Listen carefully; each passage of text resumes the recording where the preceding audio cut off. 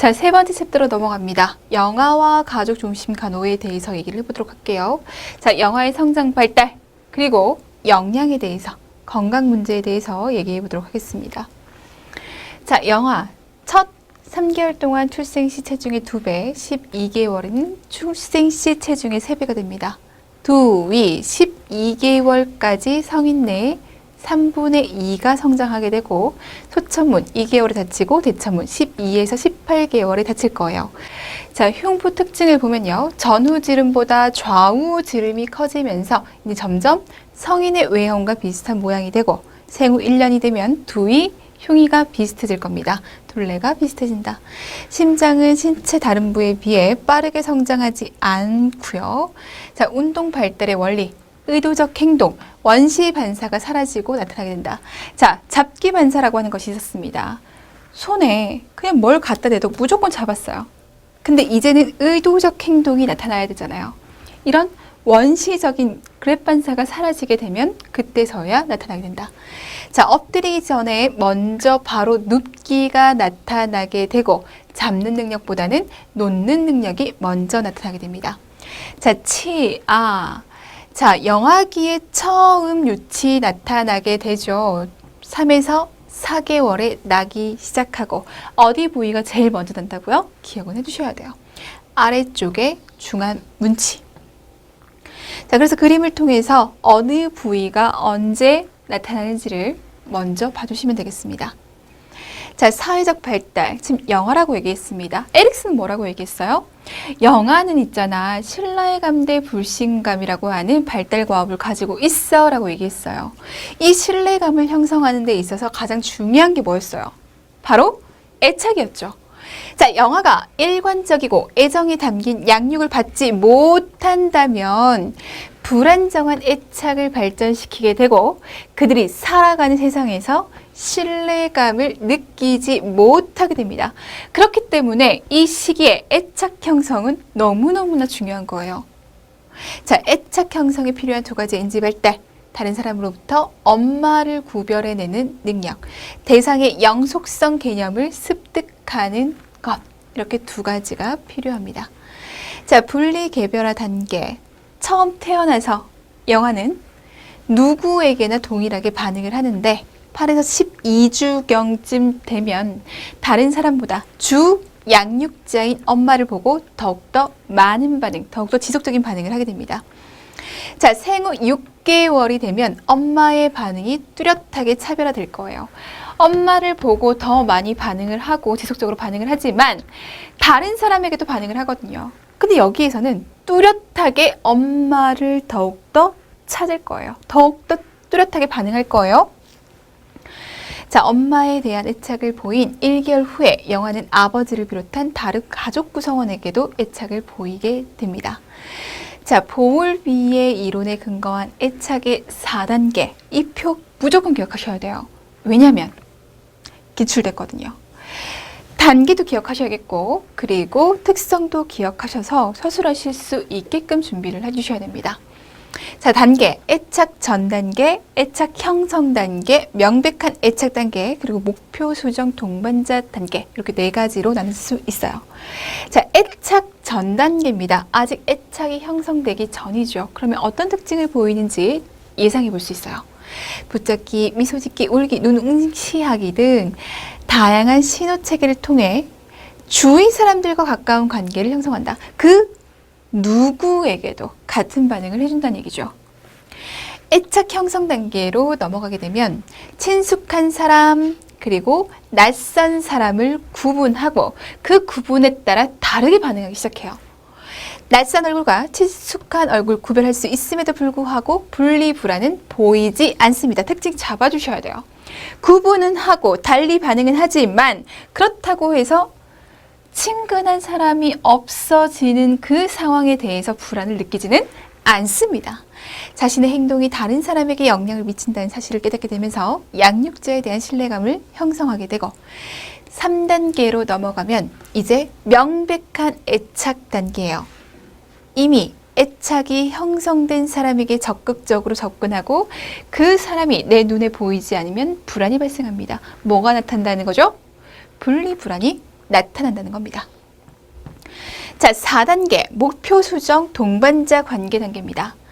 정신적 표상과 언어의 발달로 인해 이미 애착을 형성한 사람의 행동을 예측할 수 있습니다. 분리불안이 감소돼요. 엄마가 이때쯤에는 나와 떨어져 있지만 한 3시쯤 되면 엄마가 날 찾으러 왔어. 엄마가 이때쯤 되면 없어지지만 곧 돌아와. 이런 걸 파악하기 시작합니다. 인지하기 시작해요. 엄마가 돌아온다는 것을 아니까 분리불안은 당연히 감소할 수 있는 거고요. 자, 양육자와 협상을 하고 자신이 원하는 대로 그 사람의 행동을 수정하고자 한다. 바늘이 3에 오면 엄마 오는 거야. 이런 거. 이해 와야 돼. 3에 올 때 엄마 그러면 뭘 사줘? 뭐 이런 식으로 협상이 가능해집니다. 목표 수정 동반자 관계 단계입니다. 자, 분리불안입니다. 분리개별화의 첫 단계가 시작되는 4에서 8개월 사이. 영아는 자신과 엄마를 개별화된 인물로 인식하기 시작하고 대상 영속성의 개념이 발달하기 시작해서 부모가 자신의 곁에 없을 수 있다는 것을 알게 됩니다. 그래서 분리불안이 생기고 이어서 예측 가능한 불안 행위가 나타나요. 6개월에서 1년 동안 영아는 자신이 엄마와 떨어져 침대에 눕게 될 때 저항하거나 잠시 후 그의 엄마가 방에서 나가면 싫어하게 됩니다. 나랑 분리되는 그 상황을 인지하게 되면서 이제 그 상황을 싫어하게 돼요. 자신의 행동에 집중해 있으면 엄마가 없다는 것을 알아채지 못하나 엄마가 없다는 것을 깨달으면 영아는 떼를 쓰고 보채기 시작하죠. 생후 11에서 12개월이 되면 엄마의 행동을 주시하고 급히 떠나려고 한다는 것을 예상할 수 있고 떠나기 전에 저항을 시작하고 가볍게 봐주세요. 자, 3번째로 넘어가면 낯가림입니다. 친숙한 사람, 친숙하지 않은 사람, 낯선 사람 구분할 수 있는 능력이 생긴다라고 말씀드렸죠. 그로 인해서 나타나는 것이 바로 낯가림입니다. 자, 한 사람에게만 애착 보이고 그때에는 그 밖에 다른 사람에게는 친근감 덜 나타내고 생후 6에서 8개월 사이의 영아는 낯선 사람에 대한 공포, 불안을 두드러지게 표현할 겁니다. 생후 6에서 8개월 낯선 사람과 낯익은 사람을 구별해내는 능력이 있기 때문에 자, 이번에는 역량에 대해서 얘기를 해보도록 할게요. 이때 역량에 대해서 얘기를 하면서 가장 핵심 포인트는 뭐예요? 이때는 이유식이 들어가야 된다는 거, 고형 시기가 들어가야 된다는 거, 이게 포인트입니다. 자, 출생 6개월에 자, 모유수유, 생후 6개월 동안에 가장 바람직하고 완전한 시기, 비타민 D 보충은 필요할 수도 있다. 조제유, 제품화된 철분 강화 조제유는 생후 첫 6개월 동안에 완전한 식품이 된다. 불소 얘기도 하고 농축우유 얘기도 해요. 어쨌든 중요한 것은 출생 6개월부터는 고형 시기가 들어가야 됩니다. 자, 5에서 6개월경에 고형 시기를 첨가해야 됩니다. 모유 그리고 이렇게 조제 우유를 하면서 고형 시기 들어갈 거예요. 삶거나 거르거나 곱게 손으로 들고 씹어서 먹을 수 있는 9에서 12개월 정도가 되게 되면 아기용 음식, 제품화된 거 사용할 수 있고 과일, 채소, 육류 매주 시작해보고 음식 알러지가 있는지를 확인해 보기 위해서 새로운 이유식을 줄 때는 꼭 한 번에 한 가지씩 추가해야 된다는 거 4에서 7일 간격을 두고 제공하도록 합니다. 배고파할 때 고형 시기를 시도한다. 거부할 수 있다는 얘기예요. 그렇기 때문에 배고플 때 주면 그때 먹는다. 그리고 이때 아이들은 밀어내기 반사가 아직 남아있어요. 입으로 뭘 가져다 주면 혀로 밀어내거든요. 그러니까 숟가락을 넣어서 혀 뒤쪽으로 깊게 넣어주는 거. 그래서 작고 긴 손잡이에 숟가락을 주는 것이 좋습니다. 고형식의 양의 증감에 따라 조제유 양은 매일 대략적으로 감소시켜주고 과일 주스 감소시켜주고 곡분 생후 4에서 6개월에 과일과 채소 생후 6에서 8개월에 육류 생선 닭고기 생후 8에서 10개월에 달걀 치즈 생후 1년의 시작 가장 늦게요. 얘가 알러지와 관련이 크죠. 치아 건강에 대한 얘기는 꼭 하셔야 됩니다. 우유 우유병을 빨리거나 침대에서 우유병을 주는 것, 특히 생후 6개월 전에 우유병에 과일 주스를 넣어주는 것. 무엇과 관련이 있다? 치아 우식증, 젖병 치아 우식증이라고 얘기해요. 얘에 대해서 기입하는 것이 기출된 바가 있습니다. 그래서 이 아이들에게 잘 때요, 꼭 우유병을 찾는다면, 잘 때 꼭 우유병이 있어야 잠이 든다면 거기에 과일 주스나 우유를 넣어주는 것이 아니라 뭘 넣어주라고 얘기하죠? 물을 넣어주세요 라고 얘기를 합니다. 애들이 우유병 빨면서 자잖아요. 그러면서 치아 손상이 온다고요. 젖병 치아 우식증이 온다고요. 그렇기 때문에 물을 먹을 수 있도록 주지 말고 꼭 줘야 한다면 물을 줄 수 있도록 합니다. 자, 유치가 나기 시작하면 구강청결 시작해야겠죠. 초기에는 잇몸이 약해서 칫솔 사용이 적당하지 않기 때문에 젖은 헝겊으로 이와 잇몸을 깨끗하게 해주도록 하고, 불소와 관련해서 생각해 볼 문제가 있겠죠. 불소, 치약을 계속적으로 삼키게 되면 과도한 양의 불소를 섭취하게 되니까 영아의 건강 문제로 넘어갑니다. 산통, 배가 아파요. 일반적으로 큰 소리로 울고 다리를 복부 쪽으로 끌어당기는 증상을 나타내는 발작적인 복통입니다. 굉장히 아파요. 통증에 대한 명백한 행동 특징이 나타나는데도 아동은 식이를 잘 섭취하고 체중이 늘며 잘 성장합니다. 성장 잘 한다는 얘기는 그만큼 영양분의 소화 흡수가 잘 된다는 얘기죠. 근데 배 아파한다고요. 왜? 너무 급한 수요, 급하게 먹으면서 과식하고 요거예요. 공기 흡인을 많이 해서. 공기 흡인했으니까 트름 잘 시켜주면 좋아요. 근데 기술이 부족해서 그렇지 못했어. 정서적 스트레스나 긴장 이런 것들이 원인이 돼서 아이에게 산통이 나타날 수 있습니다. 자, 어떻게 관리해 주는 것이 좋겠나? 더운 물주머니, 뜨거운 수건, 전기 방석을 대고 엎드려 눕힌다. 가스를 올려 보내겠다는 얘기죠. 복부 마사지, 울음에 즉각적으로 반응해주고, 자세 변경 자주 해주고, 캥거루 포대기, 신축성 있는 담요, 흔들 침대, 외출, 그리고 공기 흡입 최소화할 수 있도록 환경을 만들어줍니다. 자, 진동과 자동차 소리를 내는 영아용 침대에 눕혀서 자궁 내에 있는 것처럼 편안함을 준다는 것, 스트레스 감소시키는 환경 만들어주고요. 소량씩 자주 수유하고, 빠는 욕구 있잖아요. 영아니까. 빠는 욕구 충족하기 위해서 인공 젖꼭지 물리고, 수유부는 모든 우유 제품 피하고, 영아 가까이에서 흡연하지 못하도록 하고, 처방된 아미노펜, 물약, 조약은 적절한 용량을 투여하고, 그리고 울음이 감소하지 않으면 침대에 눕혀서 울도록 주기적으로 안아주면서 편안함을 느끼도록 하고, 그리고 그 상황에 대해서, 사건에 대해서 기록할 수 있도록 합니다.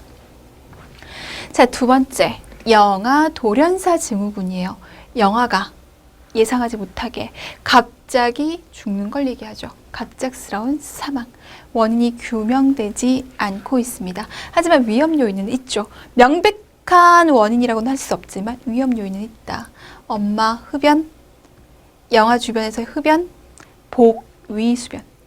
엎드려서 자다가 막히는 거죠. 호흡을 못해서 죽는 거예요. 구강 인두 폐쇄를 일으키거나 체온 균형, 환기 상태에 영향을 줄 수 있기 때문에. 자, 네 번째로 넘어갈게요. 이번에는 학년 전기 가족 중심 간호입니다. 1세에서 3세 정도, 그리고 3세 이후에 학교 들어가기 전 단계에 그 아이들의 성장 발달들에 대해서, 그리고 어떠한 문제를 가지고 있는지에 대해서 한번 살펴보도록 하겠습니다. 자, 유아의 성장 발달, 신체적인 발달. 대천무는 12에서 18개월 척수 수초 형성이 될 시기에 다치게 된다. 인지 발달은 사용 단어가 늘어남에 따라 알 수 있는데 3세쯤 되면요, 300에서 900개의 단어, 두세 단어로 된 문장을 사용할 수가 있어요. 양한시가 잘 발달됩니다. 그래서 이 시기에 사실이 나타나는지 나타나지 않는지 확인해 볼 필요가 있겠죠. 이때는 양한시가 발달될 시기니까. 자, 근골결계, 골화작용, 장골 성장에 의해서 뼈 길이가 길어집니다. 자, 그래서 신장이 2세가 되면 출생 시에 2배가 되고 학령기까지 매년 10에서 12cm 정도 자라게 되고요. 블룩배, 배가 볼록 튀어나와 있죠. 이건 복근 발달이 미숙해서 그렇습니다. 하지만 영양결핍으로 인해서 나타날 수도 있거든요. 그러니까 한번 잘 사정해 볼 필요는 있습니다. 자, 초기 치아 발생 20개의 유치는 30개월에 완성될 수 있고 이 유치에 대한 관리가 필요합니다. 관략근 조절로 방광 그리고 장 조절할 수 있어요. 자, 관략근 조절 가능해. 방광, 장 훈련할 수 있어. 배변 훈련이 유아기에 들어가야 된다는 얘기. 이 유아기의 배변 훈련은 큰 과업. 공부 열심히 해야 되는 파트죠. 배변 훈련에 관해서 보호자가 유아의 발달 능력, 신체적 능력, 그리고 심리적인 능력까지 잘 사정해 볼 수 있어야 돼요. 자, 고섬유질의 음식을 섭취할 수 있도록 하고 변비 예방할 수 있도록 합니다. 방광의 용량은 소변을 2시간에서 4시간 정도 참을 수 있을 만큼 늘어나고 걸을 수 있고 그리고 그때쯤 방광과 신장의 기능이 성인과 비슷해지기 시작해요. 그래서 이때 배변 훈련 들어가기 시작하는 겁니다. 자, 요도의 구조는 성인 여성 2.5에서 4cm이고 남성은 20에서 25cm인데 유아는 이보다 당연히 짧겠죠. 따라서 유아는 요로 감염증에 걸릴 위험이 커집니다. 자, 우리가 성인간호학에서 요로 감염에 대해서 공부를 했단 말이에요. 그거 준해서 어떤 간호중재를 할 수 있는지에 대해서 생각해 보시면 돼요. 자, 호흡계, 혀가 입의 크기에 비해서 많은 자리를 차지하고 있습니다. 입안 가득히 혀가 위치하고 있다는 얘기죠. 그럼 잘못하면 숨쉬기 힘들어지는 거예요. 정신을 잃거나 발작을 일으키면 혀가 기도를 폐쇄시킬 수 있습니다. 그리고 이때 유아는 유스타키오관이 짧고 곧고 편도선과 아데노이드는 크고 이런 특징들은 꼭 기억해 두셔야 돼요. 그래서 중이염, 편도선, 호흡기 상부 감염 흔히 발생할 수 있어요. 왜 중이염이 잘 발생해요? 물어볼 수 있다고요. 꼭 기억을 해두셔야 돼요. 위치까지 기억을 해두셔야 됩니다. 자, 두 번째로 넘어가면 유아 발달의 감각운동과 전개념기에 대해서 얘기를 하는데 피아젯에 대한 얘기예요. 근데 우리가 앞에서 피아젯에 대해서 정말 열심히 공부하고 왔죠. 공부는 거기에 준해서 하시면 돼요. 그리고 예를 보면서 가볍게 봐두시면 되겠습니다. 자, 감각운동기 지적 연결 그리고 전개념기. 자, 세 번째는 심리사의 발달입니다. 자, 세 가지 주요 심리학적 과제는 통제력, 자율성, 독립성 기르기로 달성 여부는 다음과 같은 특정 행동을 관찰해서 판단할 수 있습니다. 자, 에릭슨이 이때 뭐라고 얘기했어요? 에릭슨은 유아기 때 자율성 대 수치심이라고 하는 발달 과업을 가지고 있어. 자율성을 잘 이룩해내야 돼 라고 얘기를 했습니다. 어디에 포인트를 맞추면 돼요? 자율성에 포인트를 맞추시면 돼요. 내가 할게. 나 할 수 있어. 이런 얘기들을 하기 시작할 겁니다. 자, 보호자와 떨어져 있을 수 있고 만족감이 지연되는 것을 견딜 수 있고 장 방광 기능을 조절할 수 있으며 사회적으로 수용될 수 있는 행동과 언어를 사용하고 안정되게 걷고 새로운 환경을 탐색하고 덜 자기중심적인 태도로 다른 사람과 어울릴 수 있습니다. 자, 15개월 스스로 먹고 옷 벗고 독립심을 표현하면서 18개월 거부증, 분노 발작. 그래서 유아기 때 거부증과 분노 발작에 대해서 잘 중재해 주셔야 되죠. 여기에 특징들 꼭 가져가셔야 됩니다. 자, 24개월 잠자는 시간이 늦어지거나 낮잠을 자는 시간이 줄어들고 분노 발작, 거부증, 빈둥거림이 계속되기 시작하고 장 방광 조절할 수 있고 36개월 분노 발작, 거부증, 빈둥거리는 행동이 줄어들게 되면서 독립적으로 무언가를 하게 될 때 자부심이 강해집니다. 이때 가장놀이를 통해서 많은 감정을 알아가고 자, 가장놀이를 한다. 혼자 있는 것에 대한 두려움이 줄어든다. 이런 것들에 대해서 포인트 잡아주시면 되겠습니다. 자, 테마 두 번째로 넘어가서 이때 성격과 유아의 성격과 성장 발달과 관련돼서 우리가 좀 봐줘야 될 문제들은 무엇이 있는지를 좀 보자고요. 첫 번째는 대소변 가리기. 너무너무 중요하죠. 유아기의 대소변 가리기는 정말 꼭 이룩해야 되는 특별한 과업입니다. 자, 배변 훈련입니다. 항문 관략근을 수의적으로 조절하는 능력은 아동이 걷고 난 후인 18에서 24개월에 완성됩니다. 항문과 요도 관략근을 조절할 수 있는 시기가 18에서 24개월에 완성이 되기 때문에 이때 배변 훈련이 들어가는 거예요. 배변 훈련을 위해서는 복잡한 신체적, 심리적 준비가 필요합니다. 자, 그래서 어떤 준비가 필요한데? 라고 물어볼 수 있어요. 어떤 모습을 보일 때, 아, 얘가 지금 어느 정도 준비가 됐구나 라고 생각하면서 배변 훈련을 할 수 있을까요? 그런 것들에 대해서 여러분들 공부하셔야 돼요. 자, 배변 훈련에 대해서 준비 정도를 사정해야 됩니다. 첫 번째는 신체적인 준비. 항문, 요도 관략근, 수의적으로 조절 가능한 20에서 30개월에 시작을 한다. 아, 수의적으로 조절 가능한가?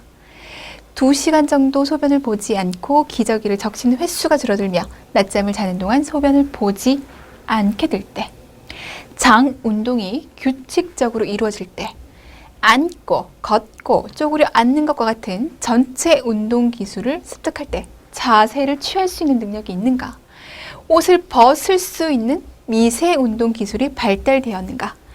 이러한 모습을 보인다면 그래, 이제 배변 훈련이 들어가야 할 시기구나 라고 생각하시면 됩니다. 자, 정신적인 준비 필요합니다. 소변이나 대변 마려운 느낌을 인식하고 그리고 표현할 수 있어야 돼요.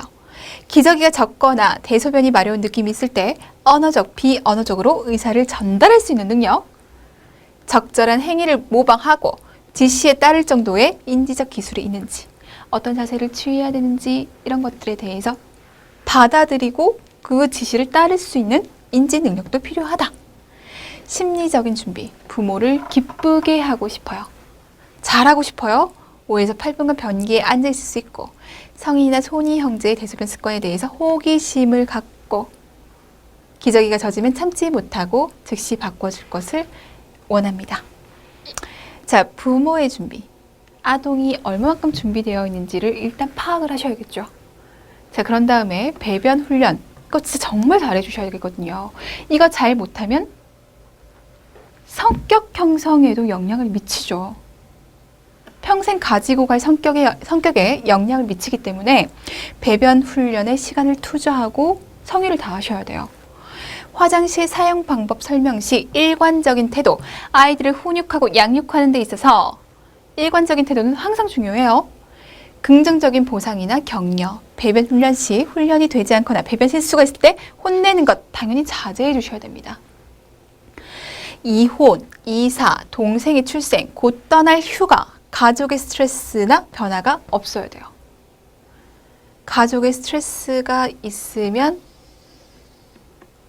아이들은 퇴행하게 되죠. 퇴행을 할 때 배변 훈련을 하려고 좀 강압적으로 뭔가를 한다? 문제가 됩니다. 스트레스가 없을 때 시행해 줄 수 있으셔야 돼요. 자, 중죄, 벌을 주거나 강압을 하면서 수치심과 열등감을 줄 수 있기 때문에 스스로 조절할 수 있도록 하는 것이 도움이 되고, 오줌, 똥 어떻게 만들어내는지 아이들의 눈높이에 맞게 설명해 줄 필요가 있어요. 적극적으로 참여하고 책임감을 갖도록 해주고, 긍정적인 강화, 칭찬해주고, 화장실에 가는 것을 계속 생각하게 하지 않는다면 배변 훈련이 성공하는 데 도움이 될 수 있습니다. 너무 강압적으로 하고 너무 아이들에게 이것에 대해서만 생각하게끔 하면 화장실 갔다 왔음에도 불구하고 또 가려 하고 이런 현상들이 또 나타나게 되죠. 이 역시 아이들에게 스트레스가 될 수 있는 상황이 되기 때문에 너무 강요하지 않고 계속 생각나게 하지 않도록. 자, 두 번째, 형제 간의 경쟁입니다. 유아예요. 이때 동생이 태어난단 말이에요. 새로 태어난 동생에 대해 가지는 아동들의 자연스러운 질투, 적이 혹은 가족 내에서 자신에게 다른 아동 쪽으로 부모의 관심이 전환돼서 생기는 형제들 간의 상호작용이다. 이거예요, 그냥. 내가 항상 받던 관심과 사랑이 옮겨가는 것에 대해서 불안을 느끼는 것. 미운 거 아니에요. 동생이 미운 거 아니에요. 동생한테 화가 나는 것이 아니에요. 동생이 생겼음으로 인해서 나타나는 그 변화에 스트레스 받는 겁니다. 어떻게 이 경쟁을 다룰 것인가? 이 첫째 유아에게 관심을 집중할 수 있는 시간. 함께 있는 시간에는 충분히 아직 널 사랑하고 아낀다는 것을 표현해 주셔야 돼요. 충분하게. 의식주의 행동은 필요할 때까지 유지하도록 하고, 이 의식주의 행동으로 인해서 아이들의 스트레스는 감소될 수 있잖아요. 동생이 태어날 시기에 새로운 발달 과제를 가르치지 않아야 됩니다. 스트레스 상황에서 스트레스를 주는 거 옳지 않아요. 동생이 태어나기 전에 엄마가 병원에 갈 때면 조부모나 유아를 돌봐주는 사람과 함께 자도록 하고 엄마가 돌아온다는 것을 안심시킵니다. 자, 동생의 방을 만들기 위해서 침대를 치워야 한다면 미리 합의하에 표현 잘 해주시고, 동생의 우유병, 놀이개, 장난감을 뺏는 것과 같은 질투를 나타내는 민감한 반응에 대해서 관심을 가지고, 경쟁심을 표현한다면 한계 정해주고 사랑으로 일관된 훈육해주고, 똑같은 관심, 그리고 동생을 돌보거나 함께 할 수 있도록 하면서 좋은 행동을 하면 칭찬해 주도록 합니다. 이 형제 간의 경쟁 내용에 대해서는 굳이 구체적으로 외우기보다는 유아기에 형제 경쟁 반응이 나타날 수 있겠구나라고 포인트를 잡으면서, 스트레스가 있는 상황이니까 스트레스를 가중시키는 상황을 만들지 말아야 한다는 것에 더 포인트를 맞춰주시면 돼요. 자, 동생의 출생에 대해서 아동을 준비시키는 것은 개별적이나 나이는 중요하게 고려해야 될 사항. 유아가 어머니 임신을 알고 새로운 구성원을 위해서 집안에 변화 줄 때 아기에 대해서 이야기해야 할 적절한 시기. 일상생활은 계속되고, 그리고 도와주게 하는 거 굉장히 도움이 됩니다. 유아가 아이와 만날 기회가 없다면 그럴 기회를 주는 것도 좋은 방법. 인형을 제공해서 부모의 행위를 모방할 수 있도록 하는 것.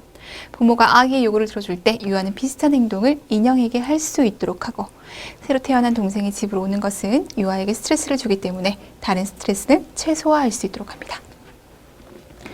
세 번째는 분노 발작이죠. 너무너무 중요한 분노 발작이에요. 유아기에 분노 발작이 일어난다는 것부터 꼭 기억을 하셔야 됩니다. 자, 좌절되는 상황이나 내재된 스트레스가 외부로 폭발되는 유아의 정상적인 삶. 자신의 감정, 바램, 좌절감을 표현해야 되는데 이때 표현할 수 있는 능력이 없죠. 내 마음속에 하고 싶은 말은 이만큼 있어요. 감정은 이만큼 있습니다. 근데 그것을 제대로 표현해낼 수 있는 능력이 아직 잘 발달되지 않았습니다. 잘 못 표현하니까 화가 나는 거예요. 그래서 나타나는 분노 발작. 감정을 통제하지 못했을 때, 원하는 것을 갖지 못했을 경우에 많이 발생합니다. 울음, 외침, 땅에 눕기, 발로 차기, 머리 부딪히기, 팔 휘두르기, 숨 참기 등을 동반할 수 있습니다. 자, 어떻게 중재하는 것이 좋은가? 가장 좋은 방법은 지속해서 적절한 기대와 보상을 주는 것. 일관성 유지하는 것이 좋아요. 어떨 때는 무시했다가, 어떨 때는 관심을 극도로 가졌다가, 계속 왔다 갔다 하면 안 돼요. 일관성 있는. 그리고 도움이 되는 것은 타임아웃. 자, 분노 발작 동안 바닥에 머리를 부딪히는 것 같은 행위를 하는데 크게 관심 갖지 않아야 됩니다. 무시의 포인트를 주셔야 돼요. 분노 발작으로 스스로 이러한 행동을 하지만, 자기 파괴적인 행동을 하지만 사실 덜 아프게 자기 스스로가 다치지 않게끔 하기 때문에 무시가 답이에요. 자, 끝난 후 아동이 안정감을 느낄 수 있도록 해주시고, 분노 발작이 가라앉으면 좋아하는 활동을 제공할 수 있도록 하는데, 자, 무엇보다 중요한 것은 분노 발작이 계속 반복적으로 일어나는 것은 좋은 게 아니잖아요. 그러니 분노 발작이 일어나지 않고 자신을 표현을 할 때 적절히 긍정적인 강화를 제공해 주는 것이 좋습니다. 분노 발작을 일으키지 않고 자신을 표현할 때 계속적인 긍정적인 강화를 통해 분노 발작이 감소될 수 있도록 해주는 것. 아동에게 선택의 기회를 제공하고 중요하지 않은 문제로 인해서 작은 충돌 하지 않도록 별거 아닌 거 가지고 자극하지 말고 아동이 원하는 것을 들어주는 것이 아니라 아동이 감정을 조절하면 이게 포인트. 감정을 조절하면 편안하게 해주고 분노 발작을 하지 않고 긍정적인 행동을 할 때 칭찬해줍니다. 긍정적인 강화를 제공해주는 것이 도움이 됩니다. 자, 거부증이에요. 역시 유아기에 나타나는 특징적인 하나의 표현 방법. 자율성을 찾아가는 거죠. 자율성의 포인트를 주시면 돼요. 뭐 할래? 안 해? 싫어? 라고 얘기하는 것. 자율성을 찾고자 하는 하나의 행위입니다. 고집스럽거나 건방진 것의 표현이 아니라 자아 통제를 주장하는 방법이에요.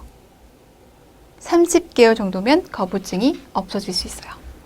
자, 중재. 뭐 할래? 아니야. 그러니까 답이 아니야, 싫어. 이런 식의 답이 나올 수 있는 기회를 조차 줄이라는 거예요. 자러 갈래? 하지 말라고요. 대신에 선택할 수 있는 질문을 하는 게 좋아요. 점심으로 볶음밥 먹을래? 싫어. 안 먹어. 이렇게 될 수 있잖아요. 그럼 볶음밥 먹을래? 국수 먹을래? 이렇게 선택적인 질문을 하게 되면 둘 중에 하나를 선택한다는 거죠. 싫어라고 하기보다는 한 가지를 선택할 수 있습니다. 아니요를 다루는 방법. 기회를 주지 말자. 피곤하거나 배고플 때는 복잡한 요구, 지나치게 자극을 주는 상황 피해야 한다. 부정적인 행동을 하는 경우 관심을 갖지 않도록 한다. 스트레스나 분노로 인해서 아이를 겁주지 않도록 하고 아이가 이해할 수 있도록 간단한 표현으로 유아를 훈계할 수 있도록 합니다. 자, 의식주의와 퇴행이에요. 자, 의식주의. 같은 컵, 같은 수저를 사용하는 동안 동일성 지속이 필요하다. 퇴행이라고 하는 것은 현재의 기능 양상에서 과거의 행동 수준을 후퇴하는 것을 말한다. 자, 의식주의. 나는 꼭 이 이불을 덮어야 잘 수 있어요. 나는 꼭 이 인형을 안고 있어야 돼요. 라고 하는 거 의식주의죠. 나의 불안을 감소하기 위함이에요. 퇴행. 우리는 성장 발달하는 동안 해야 될 발달 과업들이 있죠. 내가 지금 이 시기의 발달 과업은 요걸 해야 돼요. 미음이라고 하는 발달 과업을 잘 이루고 넘어왔어요. 근데 이 시기에 다시 이 시기로 돌아가는 것을 우리는 퇴행이라고 얘기하죠. 그럼 왜 이런 퇴행이 일어나는가에 대해서 얘기해 볼 필요가 있습니다. 왜? 이때 내가 발달 과업을 이루어야 되는 시기인 이때 나에게 어떤 스트레스가 생긴 거죠. 생각해 봤더니 이 시기에 난 이 스트레스가 없었고 이 불안이 없었고 편안했어. 그래, 나 스트레스가 없고 불안이 없었던 이 편한 시기로 돌아갈래 라고 하는 것이 퇴행이에요. 시간, 의식, 반복을 통해서 편안하고 안정감을 느끼게 됩니다. 의식이 깨지고 스트레스를 받으면 퇴행하게 돼요. 왜? 안전하고 친근했던 과거가 편하니까 거기로 돌아가고 싶거든요. 일상은 유아에게 안정감을 주고 환경이 통제된다고 생각하는 동안 새로운 기술을 배울 수 있는 틀을 제공해 줄 수 있습니다. 퇴행 무시하는 것이 좋고요. 긍정적인 특성이나 행동에 대해서는 칭찬해 주고요. 퇴행을 어떻게 다룰 수 있는가? 어쨌든 퇴행이 이루어진다는 것은 지금 불안이나 스트레스가 있다는 거잖아요. 그럼 그 불안과 그 스트레스의 요인이 무엇인지를 확인해보고 그걸 해결해 주면 되는 거죠. 헤쳐나갈 수 있도록 다양한 대안을 고려하고 활동을 바꾸고 보호자가 더욱 관심을 갖고 상호작용하고 그래서 행동이 안정성 있게 발달되도록 하는 것이 좋습니다. 이 퇴행이라고 하는 것이 어쨌든 불안 감소라고 하는 자신의 방어이기 때문에 얘를 병리적으로 볼 필요는 전혀 없다는 거예요. 유아의 안전사고. 왜 이 초기 아동기의 사고가 증가하는가? 왜 안전사고가 많이 이루어지는가? 이 환경이 위험하다는 것에 대한 인지가 없어요. 그래서 막 계단 4계단에서 막 뛰어내리고 이렇게 하잖아요. 위험하다는 인지가 없어요. 자유롭게 보행할 수 있어요. 내가 자유롭게 걸어 다닐 수 있고 그 4칸까지 올라갈 수 있고 자신의 전체 운동 기술을 반복 사용함으로써 기쁘고 기술은 나이가 증가함에 따라 세련돼지고 첫 번째 칸에서 뛰어내렸더니 할 수 있어요. 두 번째 칸에서도 할 수 있어요. 그런 것들을 통해서 기쁨을 얻는다는 거죠. 사물이 작동하는 방법에 대해서 강한 호기심을 보이고 알지 못했거나 보이지 않았던 사물이나 장소를 탐색하는 것이 흔해지고 인간관계의 원리와 위험 정도를 측정하는 것에 대해서 이해 발달이 완전하지 않고 미숙합니다. 낙상, 넘어지고 그래서 사고가 증가할 수 있다.